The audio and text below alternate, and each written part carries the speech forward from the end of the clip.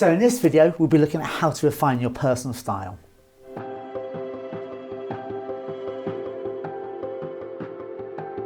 So today I'm joined by Rico, who is a senior client advisor on Savile Row, and we'll be discussing how to find your personal style. I mean, you're, for a young man, I would say quite advanced in your stage of finding your style. I think most people don't find that look until at least their late 20s. Did you start very young?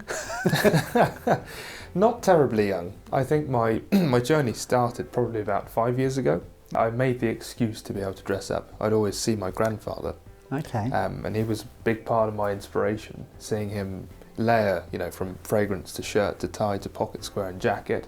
That journey I would always want to be able to go on and have the excuse. And I realised at some point you must make the excuse rather than find it. You need a personal stylist, but if I was a personal stylist, what I'm picking up on there is that your look is to be well put together. Yes. You want to look well put together. Yep. And everything working well together and being considered. And that's what comes across. I work with clients from different backgrounds and ages and builds, and finding their style it's an interesting journey, I think, because once you find your style, you're comfortable in your clothes. And once you're comfortable in your clothes, that's when true style comes through. You're not dressing like somebody else. I think so. I often, just to try and get the conversation going, is just say to my clients, who in the public eye has style you admire? Mm. It's quite a fun conversation. Some people get a little bit nervous. They think it's going to be they think I'm going to literally dress them like that. Often it's like, well, they can have great style, but it's not going to work for you. But it's an interesting one. The names that often come up are probably be King Charles, often film stars. Cary Grant is always being mentioned. Big name. What about him did you notice? Okay. And ask them to describe it. And often they'll describe back to me in nerdy detail. Other times it's like, he just looks smart. They can't define why it is. Can't put their finger on it. And often it's because they're comfortable in their style. So dressing like Cary Grant, well, it's not a bad blueprint for most men, isn't necessarily going to give you that same level of comfort. No. In the same way that he always looks so comfortable in his clothes because he wore them without any self-consciousness. Yeah. If you then start to wear a Breton top, a neckerchief and some full cut trousers, that's not going to work for a lot of men because they feel very out of place and they're going to lose that. So what I try to say for personal style is finding a range of clothes which you are so comfortable in. Now that can make people feel, like men in particular, fall into a tribe and dress like everyone around. They want to fit in, but then of course you want to sort of stand out for the right reasons. Yeah. And it's always nicer to sort of elevate your way you dress and you enjoy your clothes. And also to make clothes less stressful, because you can dress like your peers and then you get invited to a great party, you get invited to a wedding of somebody, or you get invited to a red carpet event, and suddenly your daily clothing doesn't work for you anymore and you need to find, well, what would I wear for black tie? I've not worn black tie before. Out of place. Yeah, so it's just finding what is your style and helping to elevate that. The classic example would be Bond. If my customers struggle to think of anybody, I say, are you a Bond fan? They go, well, who's your favourite Bond? It just gives you a starting point of reference. You probably remember the Brosnan films and the early Craig films. Yeah, Danny Craig films. Yeah, and that's certainly where a lot of my inspiration was drawn. I think the way that they dressed was just different enough from what you'd see on the streets that you would look at them for inspirations with different ties and pocket squares. Even the cuts of certain suits, I think, were quite smart, and certainly that's where I got mine from. So as a teenager, and you started sort of buying your own clothes, were any brands you could shop at, or brands that used to inspire you to, I wish one day I could shop there? What was your sort of journey there? For me, when I was growing up, was Tom Ford. Sure. I think that the way that he had designed all the clothing was just subtly different as well, with the wider lapels, with the more flared seat and skirt, with the broader shoulders and longer jackets. I think that was something you couldn't find easily. No. Even things like side adjusters, they're very difficult to find. Certainly, yeah. Outside of tailoring? Yep. Obviously you only ever wear suits, like I do. What was your influences there? Because again, I would look at certain films, obviously growing up, the Bond films I saw, the suits were great. Yep.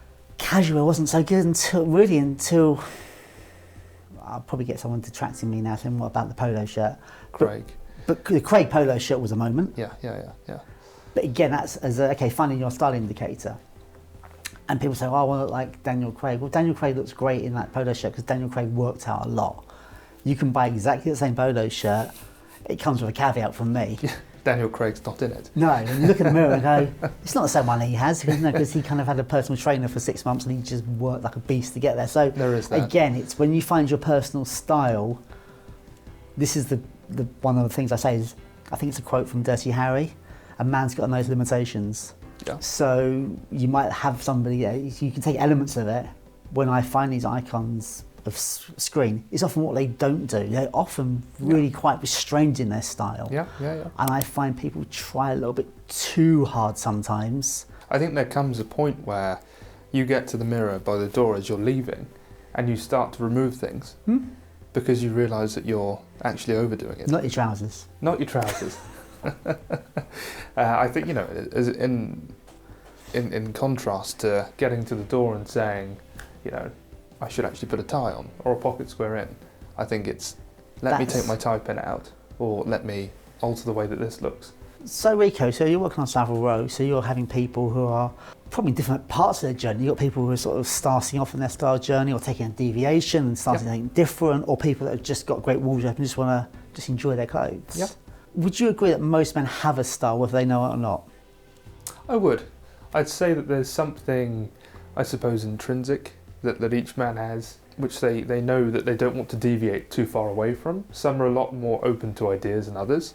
I think some people trust your expertise in the field that I work and say, well, you know what you're doing, so let me put my faith in you. And some just say, no, I absolutely will not wear this colour of shoe or this style of shoe, but you choose the toe shape or so on. But I think, most people do have what they know and won't deviate from. So part of my conversation I have with people about finding your style is that your style is there. Mm-hmm.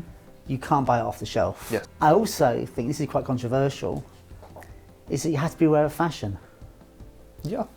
Know the rules to break them, sort of thing. But fashion exists because otherwise, you can say this is the best outfit, I'm never going to change. But I think it's important to be aware of fashion. To say anyone who says, well, I don't care about fashion, well, fashion cares about you. You have to look relevant. Yeah, they may not realise. And I don't know if it was Brumwell or another dandy, you'd never be the first or last. And even if you're not aware of fashion, even if you say, I don't care about fashion, well, you're going to a tailor, he knows what's going on in fashion. Yeah. And if he's a good tailor, he's modifying your suit every time. I broadly agree that fashion and style are two different things, and that gets thrown around that fashion's forever. No, fashion is temporary, style lasts forever, and there's some great quotes from famous designers. But I do feel they are intrinsically linked. So when we think of fashion, we think of runways and collections and seasons and pre-seasons and having the latest thing, which is an element of fashion. But to me, fashion is greater than that. I think real fashion evolves over decades in Savile Row and in Jermyn Street. That is still fashion. Classic tailor on Savile Row, if you look at their suits over the years, they do evolve. And why do they evolve? If you're always looking for perfection, things do, your aesthetics do change, your points of view change. So I think fashion is a good thing. Completely. I mean, the way I think about it is that fashion is the industry. It's external of the individual, whereas style is what's intrinsic.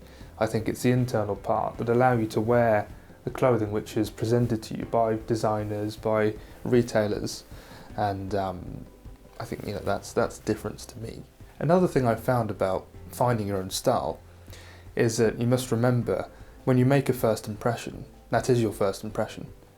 So if you're new to wearing a tie or a pocket square and you think that people might not receive you in the same way, they've never known you not to wear one. That's very true.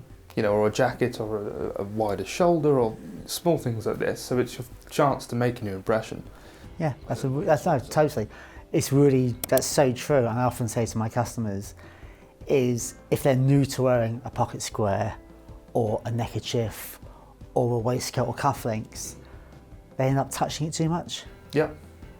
And I've said something, if they're touching their pocket square too often, stop wearing it, you're not comfortable with it.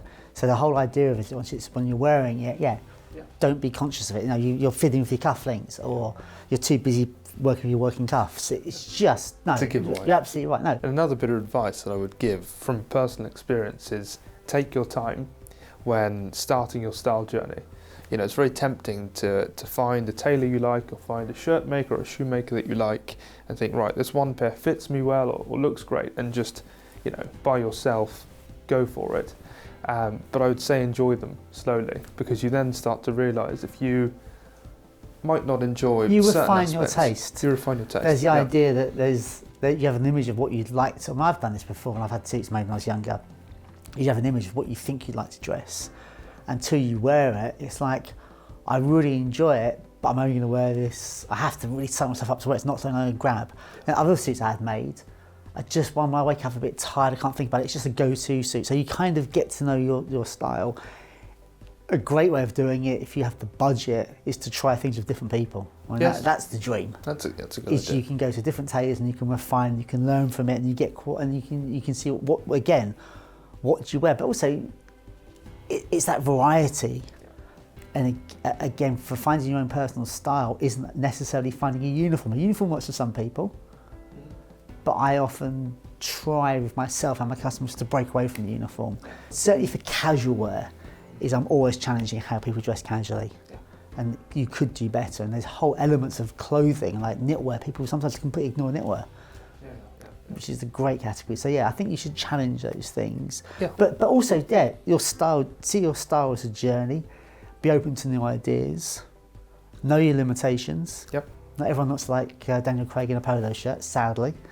I think in summary, an area we all look to is confidence and its relationship with comfort. Yep. It's about being comfortable in your own clothes, by being confident in your own clothes. Yeah. And that misunderstanding of what comfort really means. Completely. You know, I feel most confident when I'm comfortable in my clothing, but comfort to me is not unstructured. You know, I feel more comfortable in a structured jacket because it's that psychological comfort. So I think you figure out what you feel flatters you best and what you might get better feedback on, and therefore you So the comfort of being well dressed is greater than a cardigan. Completely. Softness. Completely, or for me at least. No, certainly. But that's an important thing, is that it's about being comfortable in your own clothes. Whether you go for a structured look, whether you go for a more sportswear look. Yep.